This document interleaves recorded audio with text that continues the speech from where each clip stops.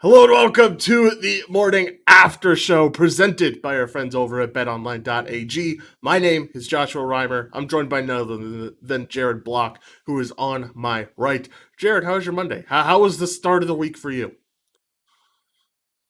It was a good day until the Cardinals decided to basically not show up Yeah, the last night. insane So game. I am so excited to talk about this game because I sadly did not get to watch it. This is the only playoff game I did not watch. Actually, had date night last night. Had to show the girlfriend a little bit of love because, well, work's been busy and she's not that happy about it. So had to stay out of the house for this game. I got to watch it while we were at dinner. I got to watch part of it while we were at the entrance to the movie theater because they had it on the TV. But then I went away and I was in the movie theater, didn't get to watch any of the second half. So I'm excited to talk about you about what exactly happened in this game and what the hell are the Cardinals going to do now? the short story is that nothing happened. It was Yeah. actually the most boring game of the weekend, and we thought it would be one of the closer ones. But yeah, no, I ranked this one below Bills and Patriots. That's how bad it was. Ooh, Which is tough to beat. The Cardinals could do zero. They could do nothing on offense. Uh, DeAndre Hopkins, I feel like it's been masked for a long time, whether it be against bad teams or whatever the case may be. But a team, and again, like I was just amazed by this because they came in, they played one of their worst first halves ever, the entire season, and they are primarily, touted as this team that's really good on the road. The only team that they lost to against the spread and straight up all season was Detroit on the road, which is saying something. yeah. They also beat the Niners twice, and they beat the Cowboys, who are Yep. both playoff teams, and one of them moved on. So I don't know what the Cardinals are supposed to do. I know that they had both running backs banged up, but they still played, and they could not run the ball. They couldn't do anything, and that's kind of what the difference was. The Rams were able to run effectively. The Cardinals just weren't. And again, another season where Kyler Murray just can't seem to do it all on his own. This is what I want to talk about. So we're already here. Let's just get into this NFL recap and keep talking about this game. What does this mean for the future of the Cardinals? Because this is like what, the second or third straight year in a row where we've seen this team come into the first round, have some promise, have some good pieces. The team's sold out now. They've got JJ Watt for the defense, they got a few other pieces for their defense. And you're at a point where you've lost consecutive years in the first round. Like, I just don't. You're in a tough division. The Niners are in their window. The Rams are in their window. Like, you are just in an incredibly tough spot as the Cardinals. I would not want to be their GM this morning. Yeah, no, he's got a lot of tough decisions to make. The thing that I see with the Cardinals is that they, one, can't ever seem to really stay healthy. There's always somebody that goes down. Yep.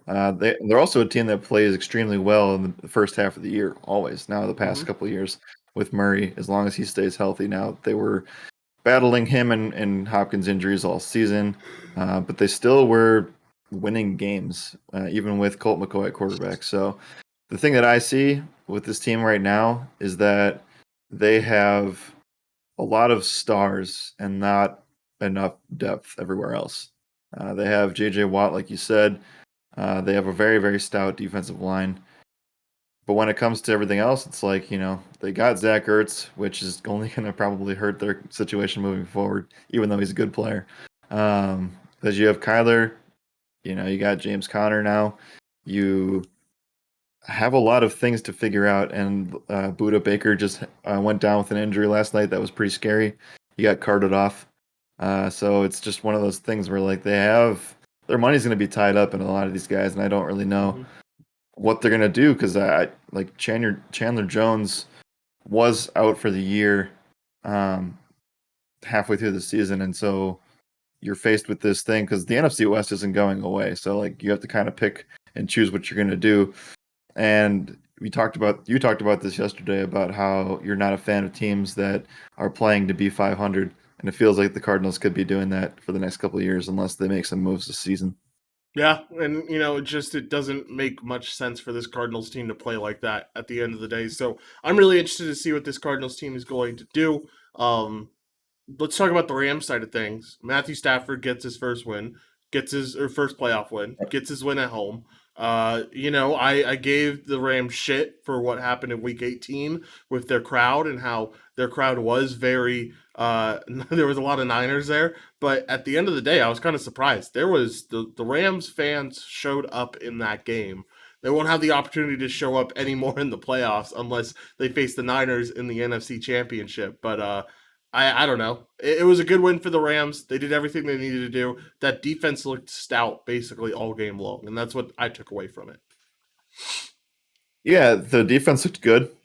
I also think that it has partly a lot to do with the mistakes that were made and the fact that, um, yeah, I mean the defensive line matchup was good from in the Rams' favor. It was, and while the Cardinals could do nothing on the running game side of things, it was very predictable what they were going to do. Kyler threw two picks. One of them was a pick six. So I still think that they have some issues to worry about in the secondary.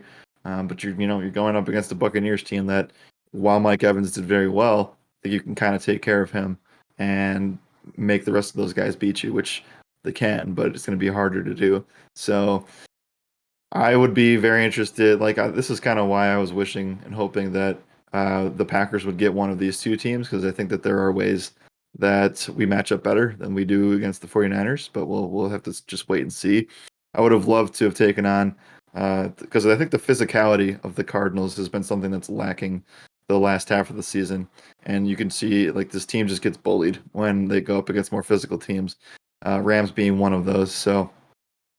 I still think that both of these teams don't have what it takes to make it that far to that next level, but we'll see. I do expect the Rams to lose to Tampa on Sunday. Yeah, I see this spread already at -3. I wouldn't be surprised if this gets to -5 by the end of the weekend. Potentially even farther if you see a lot of money come in. I think the Bucks have this pretty much handled. But I'm going to be interested to see how those odds shift. Let's talk about some odds because you have the title as the Elite Eight is set, and you're referring to this NFL playoff situation. Our Elite Eight are the Bengals, the Titans, the Niners, the Packers, the Rams, the Bucks, the Bills, and the Chiefs. Bengals and Titans. Titans 3.5 point favorites at home. I mean, like we've talked about the Titans being frauds, but like this, I don't know. I'm willing to put some money on Bengals money line here. So am I. You know. So I think that Joe Burrow is easily, and this Bengals team, and you can make a case that Buffalo's in here as well, but I think the Bengals are the hottest team in the league right now. I think that just as far as momentum goes and big wins and poise, I think that they are on top of things at this moment. The Bills definitely going to be favored over the Bengals right now. You can get the Cincinnati Bengals at +600 to win the AFC Championship. That would be the highest odds by nearly double because the Titans are +260 in third place. So obviously, but online thinks that the Chiefs and Bills, one of those two teams, is going to advance, and that's where you'll basically see everybody in the media say that. But they could very well come from one of these two teams as well, especially if Derrick Henry comes back. Yeah, for sure. 49ers Packers 6 point spread now. We talked about it yesterday. It was 5.5 points. I've been saying how this is way too low and that this should be a touchdown. You guys should be a touchdown favorite here. Do you think this gets to the 7 number by the end of the weekend or by Saturday? Mm, it would take a series of events to happen, which might be trending that direction, but the Packers will announce that they will activate a bunch of players from the IR, and they'll make the activation announcements like Friday, Saturday, or wait, no, they play on Saturday, so they'll have to do all that on Friday. And you'll start to see the hype around some of the Pro Bowl stars and really good players coming back on both sides of the ball. That could definitely affect some things. And then what would totally send this number through the roof in that direction would be the announcement of Bosa being gone or Werner not being available to play, which I think one of those two guys does suit up. I'm just not sure about both of them. I Also, we will cover this in a little bit, and this could also affect things. But Jimmy G apparently sprained his shoulder. Yeah, going to be interesting to talk about that. He said he played some practice on Wednesday, so I wouldn't be that worried about it. But it is an interesting fact of him straining his shoulder there. Yeah, I agree with you. I think Warner definitely plays. I think he's trending that direction. All the stuff I see on Bosa kind of scares me. The fact that he said he got knocked out after he got hit in the Cowboys game in the second quarter there, like that's scary. I don't know like what's the odds of you actually making it after something like that, but I think it's something where it's just going to be a wait and see situation. So, like you said, one of the two is definitely going to suit up. I would assume that would be Fred Warner. Definitely some chance for Bosa too as well, but we're just going to have to wait and see. All right, let's keep moving here. Just keep going over these odds really quickly. Rams and Bucks. Bucks 3-point favorites here. I mean, I don't know. I feel like taking the favorite is the right spot. I think the Bucks get the job done. I think the Rams, the Rams got that big win, yes, but there are still mistakes that this team makes, and I think that the Bucks have a prime group to take advantage of that. Yeah, see, Stafford played his best game in the last like 8 weeks. Mm-hmm. That's why they By won. far. Um, he did play all right against this team a couple weeks ago, or the Niners game, but still made some mistakes. The thing for the Rams is that they are reverting back to their identity of actually running the ball. When they've been going through this injury thing all season, whether it be Cam Akers, Michelle, like Henderson, all of them have been hurt, and now you have two out of the three back, and they rushed 30 times for not that great, 100 yards, pretty much dead on, and I'm just not sure how that's going to keep up with the Bucks. I still think that the more physical team wins, and most of the time it's going to be the Bucks run defense. So maybe they try to do that still. But we saw last night they can win without Cooper Cup, which was extremely frustrating for me because I kind of leveraged myself in that scenario. But you know, like if you're holding Cooper Cup to 561-1, you'd expect this game to be a lot closer, and it just Yeah. wasn't. So I will love to see what Tampa Bay has in store for this matchup. And we'll see. I mean, this is one of the first years in a long time where there aren't clear favorites on either side of the bracket. I think it's you can make a case. While like Cincy and the Niners are definitely like farther off cases, still think that you can make cases for all 8 teams that are in right now.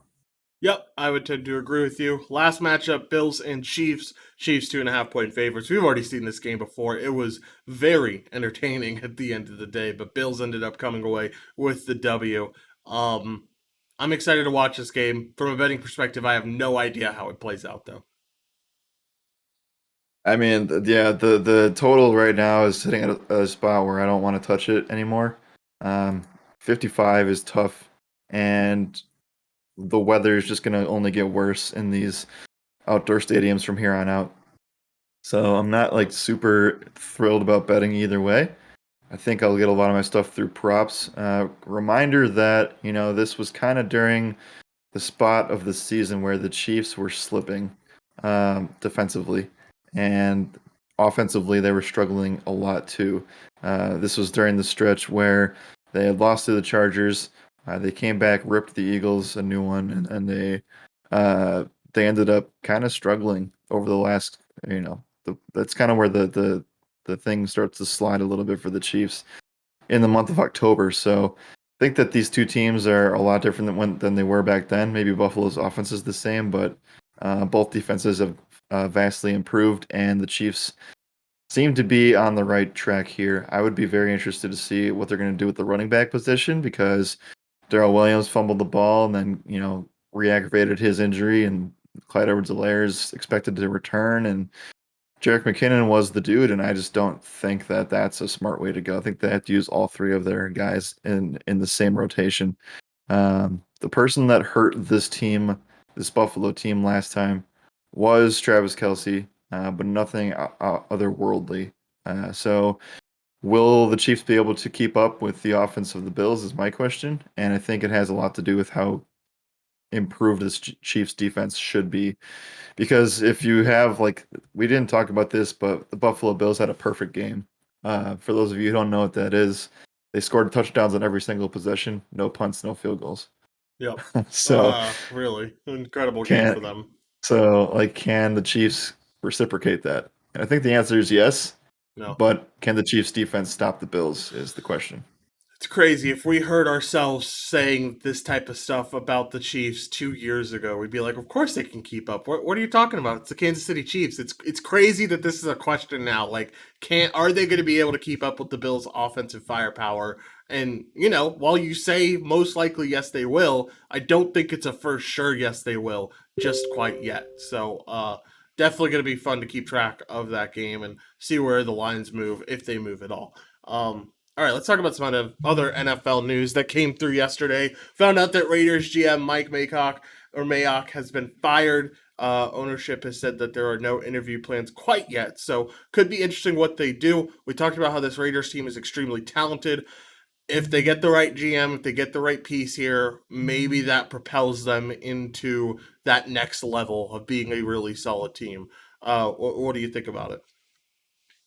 Yeah, so it was very not out of left field, but it was definitely something where I was not a fan of the announcement that Mike Mayock was gone, and then they had no, like they just said that, and then people are Mhm. like, okay, well, What what's happens your next? plan? What's your Yeah. plan to do this? And they said that they didn't have anybody lined up for interviews yet, and everybody was like, oh, okay. Um, so I think that Rich Bisaccia should be the coach. I know that there's interest in Jim Harbaugh going over there and taking that head coaching job over. But I think that you just have to you have to listen to your players, and normally a lot of times that doesn't happen. So if you Yeah. listen to the players, you know how awesome of a relationship they have with their coach. And if you didn't see as well, Bisaccia, the morning after they lost, he wrote individual letters handwritten to all the players that played the other day um, So widow, to end the that's season. the way to win over the locker room at the end of the day, right? Like that Yep. personalized stuff, and I understand it probably doesn't come. It probably does. He probably's not even thinking about this, but at the end of the day, winning the locker room is getting you halfway there to winning the job. Yep, exactly. A team that was, after they got crushed by the Chiefs around Thanksgiving, they had a 4% chance to make the playoffs, and they made it. And Yep. they basically were one play short of advancing on the road. So I think that the players want the current interim coach to be their head coach, and we'll see what happens with the GM situation. It's tough to fire a GM in this, but somebody has to take the fall here, and they can't put it on Gruden this time. So I think that's one of those things where hopefully he gets a second chance and a full season to be head coach acclimated. But now you have, the team basically went through the most things, like they went through some really really crazy things the entire season. So Yep. can they turn things around? Like I don't know, but they have to figure out their GM situation first because they're about to host the draft and people are going to be talking about the Raiders all off season. Well, that's the thing, right? It's like I can understand why a lot of people would look at this. A lot of I'm not gonna. I guess casuals is kind of a mean word, but casual fans would look at this and say, "Well, why does it matter? You don't. It's so far out." But offseason moves fast. Like you got free agency coming up basically right after the Super Bowl. Then you have the draft. Like things move fast when it comes to the NFL offseason, and being prepared for it is important. So not having a GM is not being prepared for it. So, going to be interesting to see what happens there. Um, Bowles from the Bucks is to have several interviews during the weekend of the divisional matchup or the week of the divisional matchups. This is no surprise. This feels like almost like a Harbaugh type thing where it feels like it's not is he going to sign a head coaching job? It's where will he sign a head coaching job?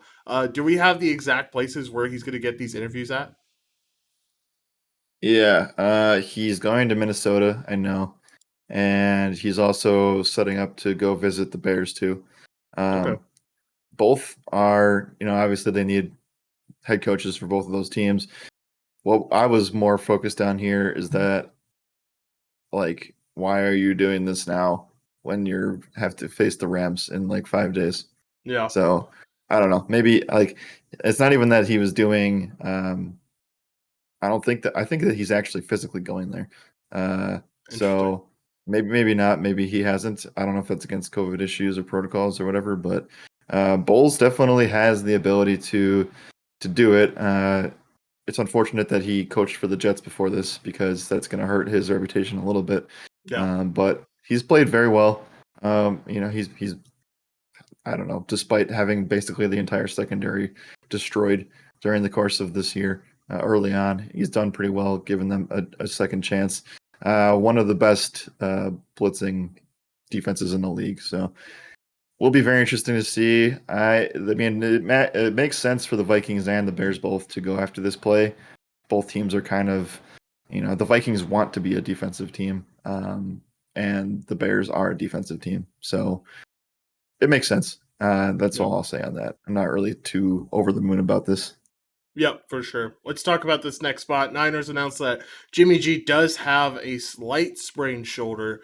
They said he's going to practice on Wednesday, most likely going to be a full practice. I don't think this is too much of an issue, but at the end of the day, you can say, if he has a bad first half performance, do they consider bringing in Trey Lance or something if this shoulder gets worse? I mean, they might not have a choice. Yeah. We'll see. I think that they might. It seems a little weird because he wasn't involved in the game plan at all, even though they controlled almost the entire game last weekend. So if they get in a spot where they are, let's say it's a neutral script where it's like a tie game, or maybe it's within 3 points, you could see a package drawn up. He was in for a package the last time these two teams played, but I think that things have taken a severe spin since then. So I think that he's going to be just fine. If anything, they'll put Debo in more packages. I think that Jimmy's probably all right. Like, Deep. what would you say would be like the disaster score to change the quarterback? If you're down by 3 touchdowns at halftime and Jimmy has thrown multiple interceptions, I'd say you change. And I say you obviously you see it Jimmy's doing all right, but I think you change quarterbacks at that point. I mean I'm not going to say your season is over down by 3 touchdowns because it's certainly not, but it also gives the rookie some playoff experience because at the end of the day, when Trey Lance takes over this team next year, most likely this team will still be a playoff team. So he needs to get into that playoff experience and kind of realize what it's like under the bright lights in another stadium. So it's going to be interesting. And I like the fact that Debo might have to throw the ball a little bit more. Maybe Debo will have to play QB, running back, and wide receiver for this 49ers team. Hey, we saw him throw in the Rams, and that was a tight spiral, man. That pass he threw to Juan Jennings was a very tight spiral. So there is that at the very least. Last thing, and I want to hear about this because I think I'm the biggest XFL fan in the room. The Rock leaked a bit of XFL info on Manningcast. Like I said, I wasn't able to see Manningcast yesterday, but I'm curious to hear what we got cooking. Yeah, he was a guest on last night's Manning cast, and he basically um, went on to say that over the next couple of weeks, he couldn't leak much information, but it sounds like I don't know if they have a season this year, but they are going to announce something like that in between uh, leading up to the Super Bowl, I think is what the game plan is. The whole thing was that he said he was going to be focused on the players before, during, and after when they're in the league. And there was a big kind of controversial point because the Mannings have fought for, player safety so much, and then taking care of the players after they're retired. And the XFL, I guess, has already infrastructural plans to at least provide some sort of healthcare for the XFL players. It's also going to be used, um, and again, this is just speculation a little bit, but they've leaked some information out about it being like a minor league type affiliate. So we'll see what they actually decide, because I don't know what breaks boundaries there, but that's pretty much like the only league that doesn't have some type of minor league system right now. Yeah. And it's definitely needed, right? I mean, especially in a COVID world where guys have to get called up all the time. We saw practice squad guys getting called up literally all season long. So it'd be interesting to see what that would look like. And you know me, I'd be the first one to provide content for the XFL and the team for sure. Maybe we could tag team it. Who knows? But let's get into the NBA recap. Start talking about what happened in the NBA last night. First off, let's talk about the power rankings. What do we got here? Yeah, power rankings for NBA. It's kind of weird how things have started to shift a little bit. You have a kind of a rift forming in the West up at the top, and then all of the East teams. If you don't have an injury, I think that the only one that doesn't is the Sixers. Um, everybody else has starters that are out, and you got I don't know the Sixers have people out all the time too, so it's kind of just a pretty much a cluster of just who knows what's going to happen in the East up top with the top five seeds. But for right now, as of yesterday, before those games, they have this is ESPN's. So Phoenix is 1, Grizzlies are number 2, and I think that has a lot to do with beating the Warriors over the weekend because the Warriors are 3. Draymond Green expected to be out like 2 more weeks apparently. Wow. Chicago is 4, Bucks 5, Jazz 6, Miami 7, Philly 8, Brooklyn falls all the way to 9, Dallas, Cleveland, and Denver. Lakers aren't even in the top 15, I bet. I bet Lakers are at 16 or 17 probably, right? They are number 15. Oh, number 15. Okay. Hey, we beat the Jazz last night, so give us that 7th spot. It's ours for the taking now. We'll talk about that Lakers team in a little bit, but man, those power rankings are interesting. I mean, I remember at the beginning of the year we were talking about like, are the Wizards going to be in this conversation at some point? And it seems like they've fallen out. And we talked about a few other teams that were surging, and now they've kind of planted themselves and are doing well in those power rankings. So, going to be interesting to see how those develop throughout the rest of the season. Uh, let's talk about the Grizzlies because I mean, man, this team is kind of the Wizards of the East, except they kept winning instead of the Wizards kept losing after their hot stretch at the beginning of the year. This Grizzlies team is red hot. They're not even fully healthy yet. They're still waiting to get Dylan Brooks back. You talk about what this team could do with Dylan Brooks back. I mean, this is a team that can go be in the second round. I don't know if they get to the third round of the playoffs, but like it seems likely if they're going to be a what are they? I'm curious what their current seeding would put them at in the NBA playoffs. They're number 3 right now, so Yes, they would get the Nuggets in the first round, which I think that they can win that matchup. I agree. And then you kind of just have to. I think that they, depending on who they get, I think that they can match up with pretty much anybody in the second round, unless it's. I don't think they can match up with the Suns, but at least it Yeah, would be entertaining. it certainly would be. I don't know. I'll give them a puncher's chance at pretty much anybody at this point. So 9-1 in their last 10 games. Dylan Brooks going to be out for a bit still. They beat the Bulls last night without Zach LaVine. So for those of you who are, you know, complaining about like, oh, they had lost without Zach LaVine, like, the Grizzlies aren't even fully healthy either. Yeah, And I still think the Bulls are probably the better team. yeah, I would agree. But yeah, no, I think that if Ja Morant stays healthy, they have a real shot, and that's where things differ, right? Because like if you lose Zach LaVine, I think you can get back into things a little bit and have your other stars pick up until he comes back. If it's Ja out for an extended period of time, I think that this changes dramatically. So we'll see how it goes. But big win last night for the Grizzlies again. Definitely a big win for the Grizzlies last night. Let's keep talking. Kyrie says he won't budge, will continue to sit at home games, regardless of the team could just pay the fine and just be done with the whole thing. This could hurt, man. This could really hurt because you're going to start seeing this Nets team without Kyrie at home and without KD because he's injured. It means James Harden's there to man the front all by himself, and a James Harden led Nets team lost to the Thunder and lost by double digits to the Thunder. So like what like this Nets team could start falling down the standings pretty quickly in my opinion. They could. I mean, as of last night, there were 5 teams in the East that were tied with 27 wins. Now they have different numbers of losses, but that tells you how congested things are. And then the Sixers are only a couple wins out, and then things are starting to fall off a little bit. But yeah, I mean, all these teams up top have injuries. Bucks missing Drew Holiday still. Brooklyn's now got Kevin Durant on the shelf. Um, the Heat, I mean, it's kind of just a rotating carousel. I know Bam came back last night, and we'll talk about that, but they will sit everybody at random periods of time, and they're still waiting No. for Oladipo to come back if he even plays at all this year. And then the Bulls obviously have Zach LaVine down. They've lost 4 in a row. Chicago has, so still sitting up at the top. They have a lot of games to make up as they went through that COVID stint earlier in the season. So they still have a lot of games to make up, but it's going to only get more interesting. And I think the Nets, Well, let's see what their actual schedule is because if they have a lot of home games coming up, then I fear that nope, they're basically going on a road stretch. Never mind. Good for them. So, I mean, good for them. Good timing. Yeah. They have the Wizards tomorrow on the road in San Antonio, on the road in Minnesota. Then Wow. they host the Lakers.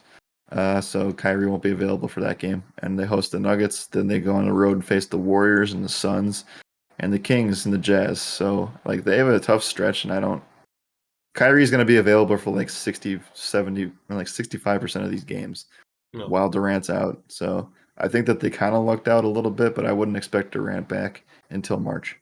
Yeah, I would tend to agree there. I think they probably take their time with the knee injury, just because we know what that looked like in the past. Um, all right.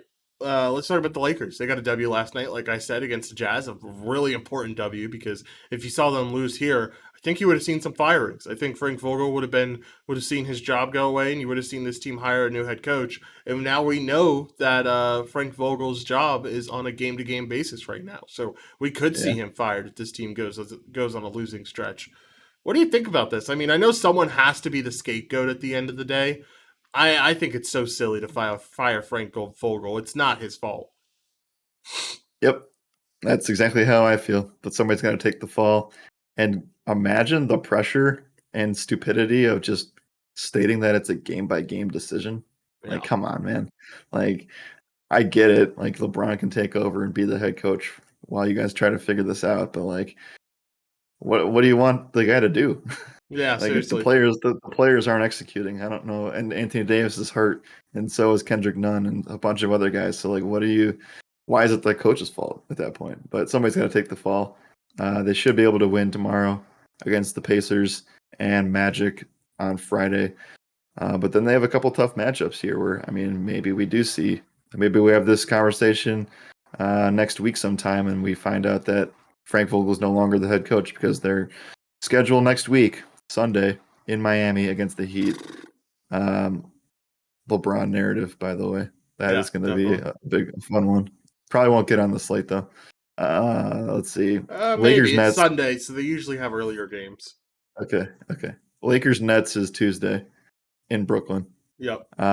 Lakers Sixers is in Philly next week Thursday, and then they cap off the weekend with Lakers Hornets. So like they could lose 4 of those games. Yeah, they could very easily lose 4 of those games. Going to be interesting to see what happens with this Lakers team. But hey, I said it. I said LeBron was going to take it to the next level, and I really do truly feel like he did against that Jazz team. So if that's the type of commitment that he shows throughout the rest of the regular season, I think this team will be just fine. But we will have to wait and see what this Laker team looks like next week. Let's keep going through what happened in the NBA. Bam and McCollum set to return to their teams last night. They both did. This is good news for both of these teams. I know, like, we talked back and forth about McCollum probably not playing the rest of the season. Was really surprised to see him back yesterday, but he was back. And then Bam coming back for this Heat team seems kind of like a perfect timing thing because now you have the Heat with a prime opportunity to not only overtake the Nets with their injuries, but also potentially overtake the Bulls with their injuries. Exactly. So I think the Heat are definitely here to stay, and we'll see what happens with them because I mean the health thing and the longevity is going to be scary. It's because they don't have like the only old player that they have is Lowry, but everybody else, I mean, they still are pretty injury prone for the most part. And I want to see how healthy Bam's going to continue to be. Jimmy Butler going to play in stints. He's going to miss here and there. Um, but yeah, no, they should be around in spring, and so should and not well. The Blazers won't be around in spring. I still think that this team gets blown up in the next month. Um, I don't know. Like, is CJ just wanting to play basketball, or is he trying to prove something, or what's the deal here? Because he played 28 minutes last night, and I don't know. Maybe I never even looked at how serious the punctured lung issue was. All I heard was punctured lung. So that's kind of where I was like, okay, well, like basketball runs more than any other sport. So Yeah. Good luck. I mean, I don't know. Like, I wish him the best. I think I still like this team a lot. At the end of the day, it's just, what do you do? Why are you doing it? Yeah, I'm not sure. I think that, it is a really interesting case with him. I wouldn't be surprised if the team is kind of pushing him to play to see if they can get him traded somewhere else. I Um, guess. like it's because you can't be injured and get traded in the NBA. It's not possible. So, um, like him playing some games here and there might be the solution to that. I don't know. I don't know the reasoning behind it. I don't know why they're doing it, but they're doing it, and now they won a game against the Orlando Magic. So I don't know what this team looks. I know, right? Like big celebration there. Um, I don't know what this team looks like in a month or so. I feel like it's a completely different outlook for this team once you see the trade deadline pass and you see some of these pieces traded. Yeah, I wish one of those players that could have been traded would be Nurk, but I don't know. He is a UFA next year. Um, but like his base salary is still, 12 mil, and we'll see if he gets his incentives and things like that. But he is at the back end of his contract. He just put up a monster night last night. Did yeah, So 2020. I don't know. It's one of those things where like I wish he could go somewhere, but I don't know. It would take a in order to get him to a contender, they would need to, the contender would have to give away some really key pieces, and I don't know if that's necessarily worth it. Yeah, I would. I don't know. In the center market's kind of diluted this year. I don't think you get as much for Nurk this year as you would another year because Turner's on the trade block as well. So It's uh, true. it's an interesting case with the way that NBA is forming around the trade deadline, and I'm excited. I think we could be talking about a lot of trades at the end of the day once we get to this trade deadline. Um, let's talk about tonight's NBA slate because it certainly is an interesting one. We saw a lot of teams play yesterday. And because of that, teams need to get the day off. So you're seeing TNT Tuesday in full effect. We only have two games today, and it is the Timberwolves and the Knicks, and it is the Pistons and Warriors, if I remember correctly. Um, two pretty garbage games at the end of the day. Like this doesn't get much worse than this. Yeah, I typed this up by saying tonight could be the worst NBA slate of the season. Yep. Not to say, not to say, and urge you guys to not play because you should still play, but it's going to be Especially because boring to Sean got a watch. W yesterday. Right. I mean, that's that too. So Sean does well on 2 game slates. Mm-hmm. Our team does well on 2 game slates, but you might just want to play DFS and then just not watch it Yeah. because it's going to be really, really, really boring.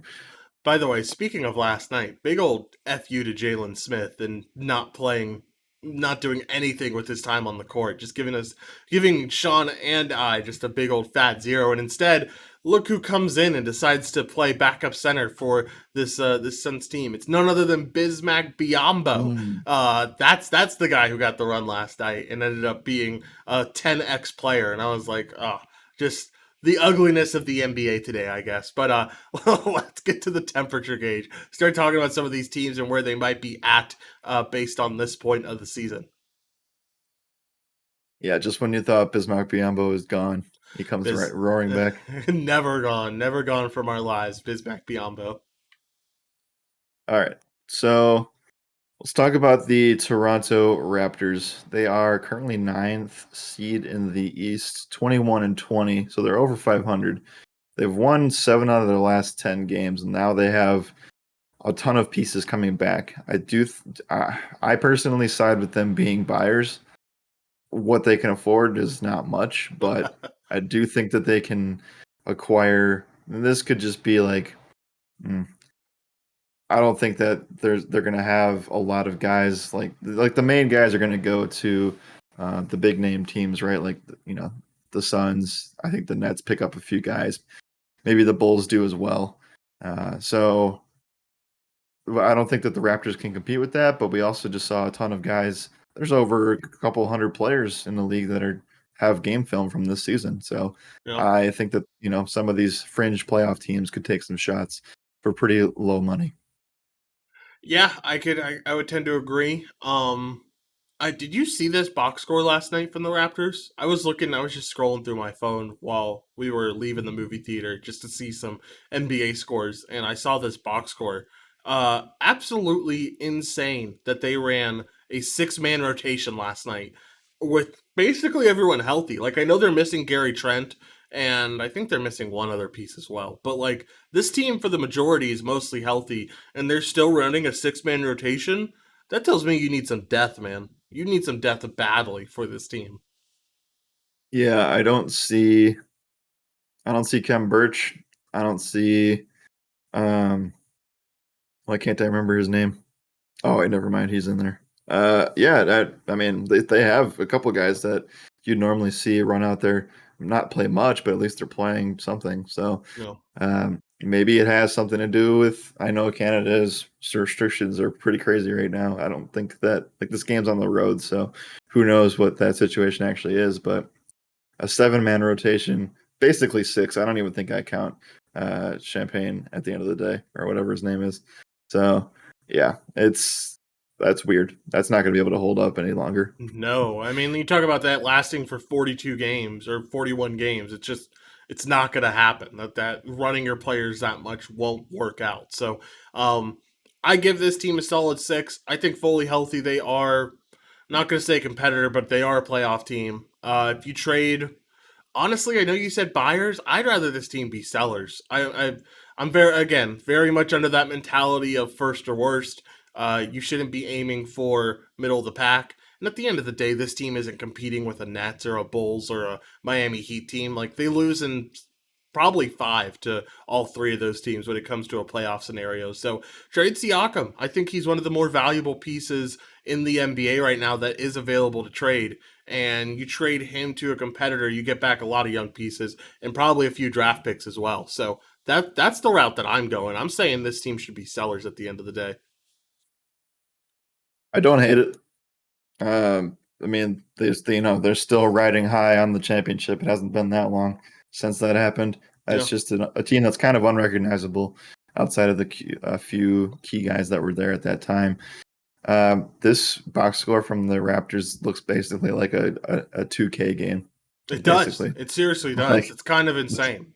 a Just never take CPU out your squad that only starters. subs one guy. Yeah, exactly. Yeah, just whenever your guys come out, you just put them right back in, and everyone has that depleted energy bar by the end of the game.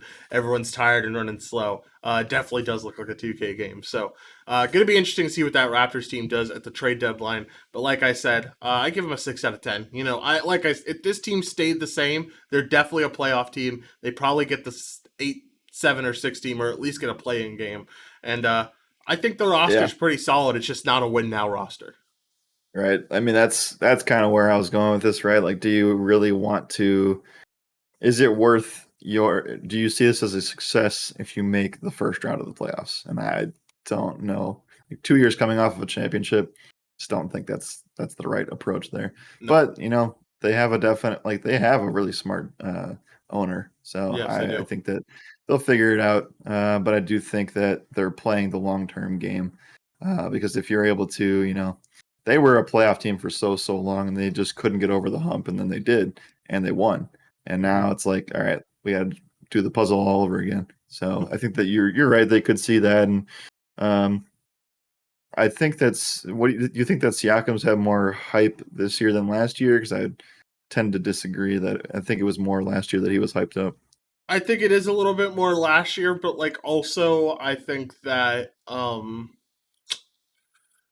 man, I don't know. Like, I've seen some really solid performances from him this year, so I don't know. I think he still has that value of being a really solid player. Like, we've seen him take over for this team at certain games in the season, and Yep. you know, if he can take over for this team, he can be a second option or third option, and a really good second or third option on basically any other team. So, very interesting Sure. case here. Let's talk about another temperature gauge team, and then we can move on to talk about some college basketball. Okay, I'll make it from the West. I did want to just mention that this is not the team, but the Pacers I just saw that they are 14 games under 500 now. Oof. They're 1-9 in their last 10 games. Also, something to note, I would love to check. I'll check after this. Maybe I'll tweet that out later. What their ATS is on the road because their straight up record on the road is 3-17. Jeez. Uh, they've won Awful. 3 games on the road this year. Um, Awful. so we'll keep you guys updated on that. Western Conference teams. I gotta say, I won't talk about your Lakers because we'll talk about them next week. Because I Thank think that you. Vogel could be fired next week, but we'll see. The Clippers are right there. They have almost the exact Oh, same record. They are worse in the last 10 than the Lakers are, 4-6. Uh, but they're in the playoffs right now. So do we know what Kawhi's timeline is and Paul George's timeline is? no clue. I have no clue what it looks like for either one of these guys. I know Kawhi, if he does come back, it's more towards playoff time. And I know if Paul George should be coming back within the next few weeks. Um, but I never know what to do with this Clippers team. They're a freaking mess, literally all the time, with all the injuries they have to deal with every year. So I'm just not. I don't know. I give this team like a 3 out of 10. And the thing is like you don't have assets, so like you don't really have those Yeah. pieces to trade away to try to get someone big for your team. This team is really just stuck in the mud right now. Yes, they are. I just checked, and as of 12 hours ago, the Clippers have had zero updates on providing any Nice, sort of thing for that. sweet. Also, like the dude that you spent a ton of money on is Luke Kennard, and he's not even playing right now. So I know he had COVID and went on that list for a while, but his contract still, looking back, one of the most egregious moves of the last couple of years. Um, Very Timothy Mozgov types of vibes. at least Mozgov won a championship. That's true. That's a good point, I guess. Um, just a mess for that Clippers team. I think the Clippers have one of those terrible outlooks to where in 5 years they'll be bottom of the league because of where they put themselves money Yeah. wise and all of that. I mean, just like the money got put in the wrong places at the end of the day, and they made a lot of mistakes. So I think you're kind of seeing the fallout from that this season. I think the next few seasons you'll see this team be one of those bottom teams in the league, and we'll just have to see what happens there. But um, anything else for the NBA? Because if not, we have some college basketball to talk about, and we have 13 minutes to do so.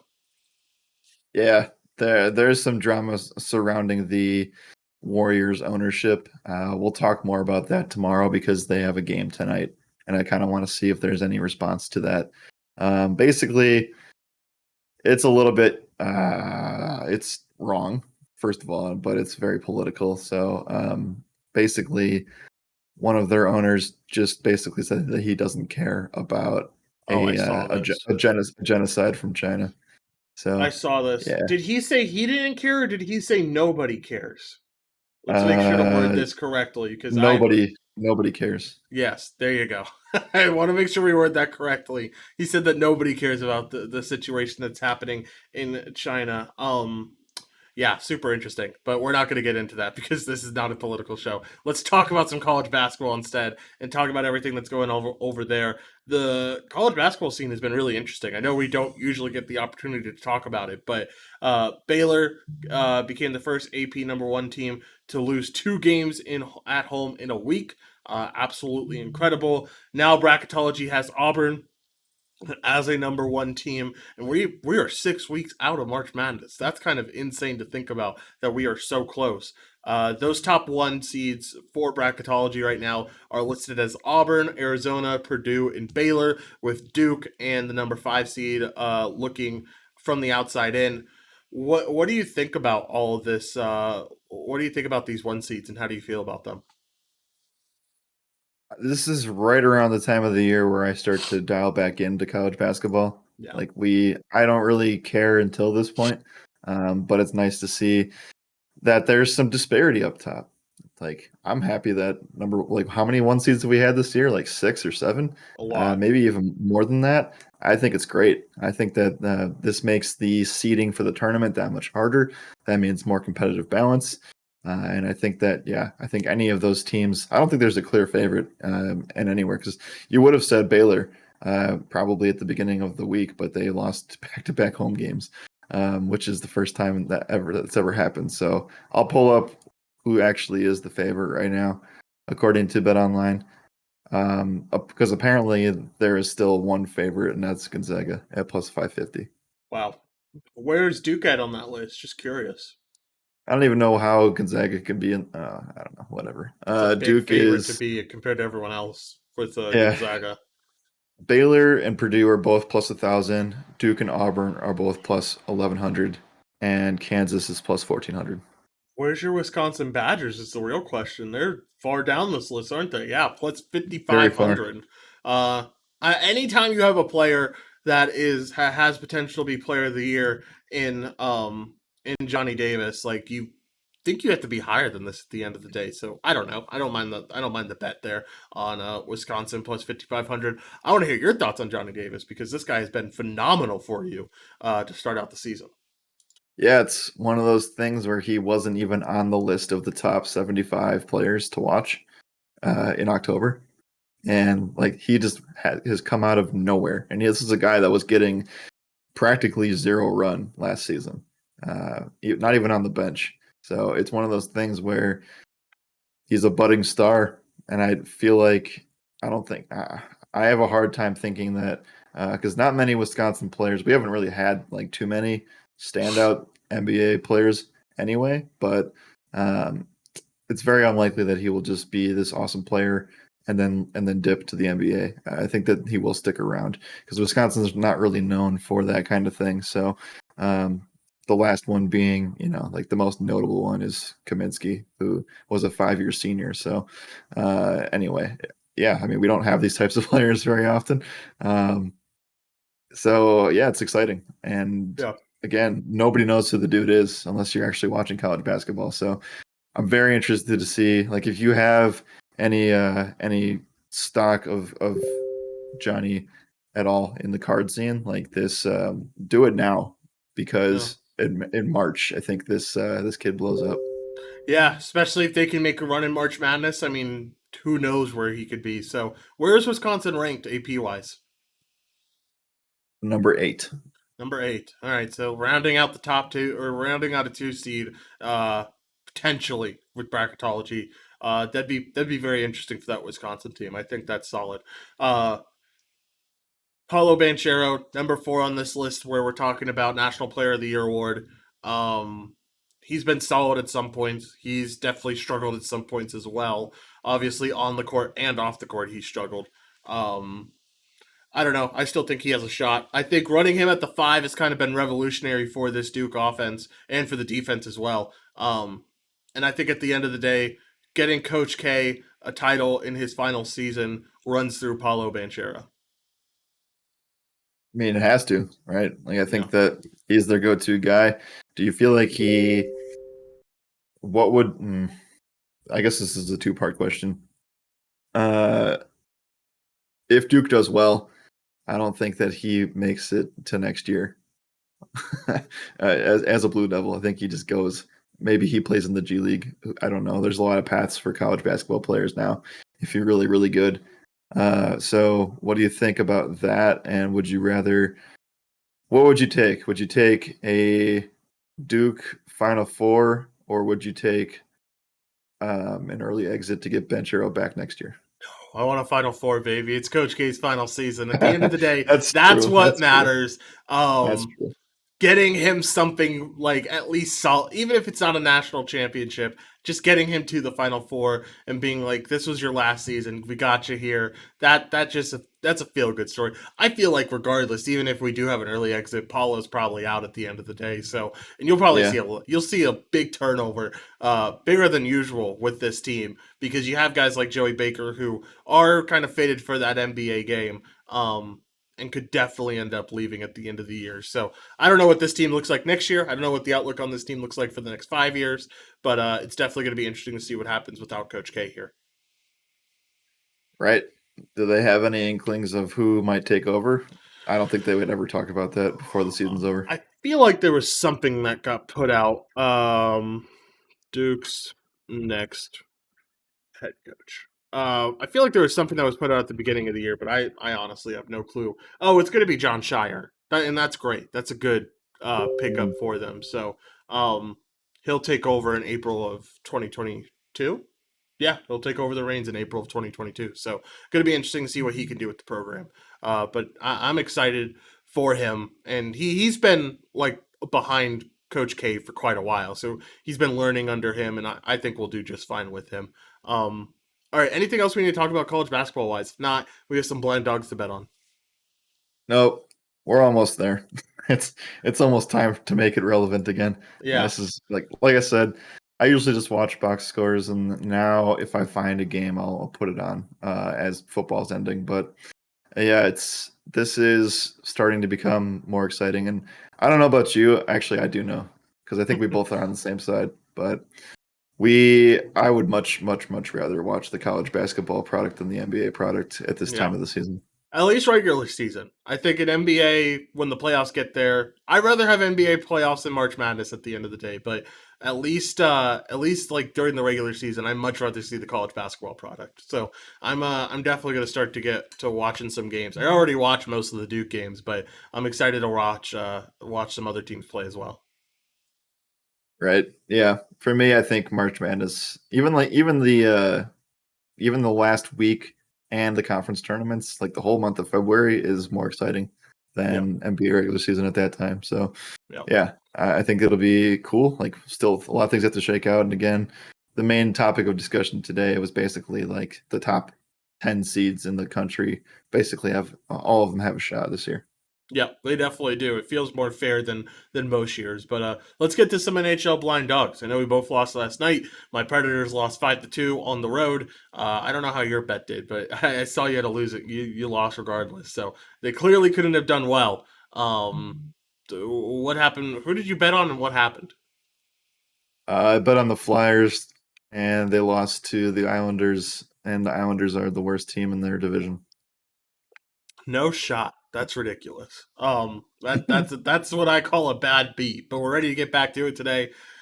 Jared, we need a win. I think at some point we got to say we're going to call it quits if we get to a certain point with this blind dogs betting. But we're not at that point yet, and the NBA is still unbettable. So we're here. We're ready. Give me your blind dog for the day. Might just do it to see how long I can do it for, and then All we'll call it. right. And then find out Uh, that you have a freaking 6-32 record at the end of the NHL season. there we go.